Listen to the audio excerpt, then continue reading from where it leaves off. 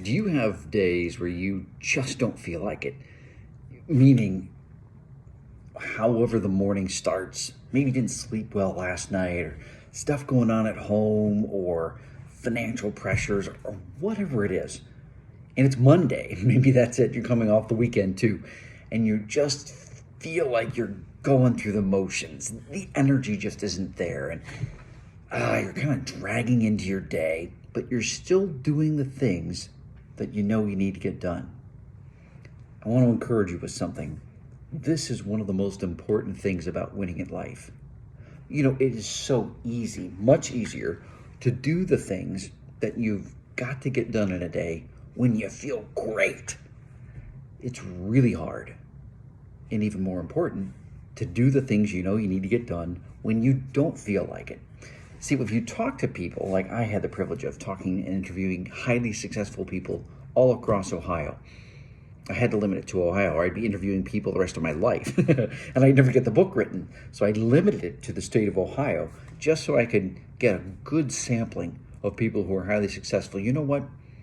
The majority of their path on the way to big success, major impact, was filled with a lot of things that were hard, that they didn't like, that didn't have the result that they wanted initially. They had to stay with it. And that's the thing. Grit. It's a great book. Angela Duckworth wrote it. I highly recommend reading it. It was the number one attribute that was a guarantee. If a West Point cadet, and this is one example that she cited, if a West Point cadet came in not on intelligence, not on physical strength or athleticism, not on background or education, nope, none of that.